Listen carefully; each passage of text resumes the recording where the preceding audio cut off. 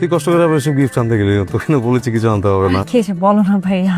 এটাই তো, তুমি আবার গিফট কেন আনতে গেলে?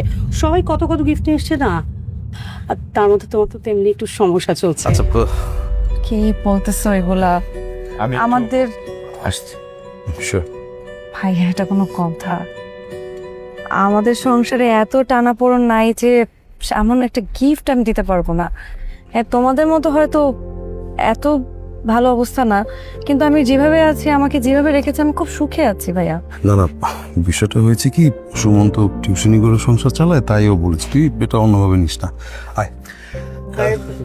সুমন টিউশনি করে যেই টাকা বেতন পায়, একসময় তো একদিনই হাত খরচ ছিল আমাদের নীলা।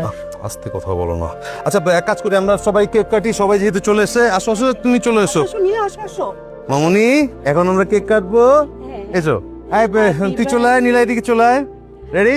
Happy birthday to you, happy birthday.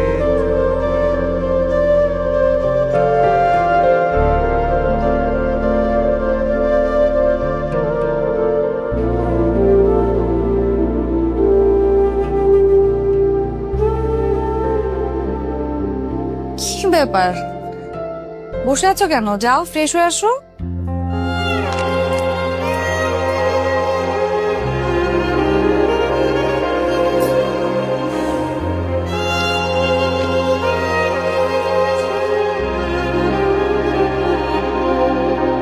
কি হয়েছে তোমার?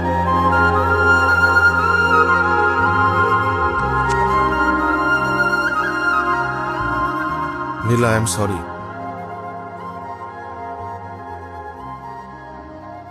আমি কোনোভাবেই তোমাকে সুখে রাখতে পারতেছি না। কি আবোল তাবোল বলতেছো? আমি তো সুখেই আছি। তুমি সুখে নাই। তুমি সুখে থাকলে আজকে এরকম অপমানিত হয়ে তোমার ভাইয়ের বাড়ি থেকে ফেরত আসতে হতো না। আমি কি একবার বলছি আমি ছোট হয়েছি ওখানে?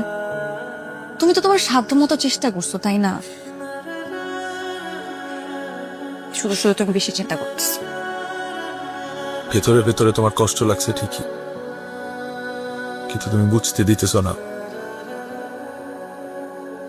নীলা, তুমি কত বড় ফ্যামিলি থেকে আসছো, আমাকে ভালোবেসে আমার হাত ধরে এসে একটা মধ্যবিত্ত বললে তো ভুল হবে, সে তো মধ্যবিত্ত না, এর থেকেও খারাপ। এমন একটা মানুষের সাথে এমন একটা সংসার করতেছো, যে সংসারে শুধু অভাব আর অভাব। সুমন, অভাব ক্ষণস্থায়ী, আজ আছে কাল দেখবে থাকবে না।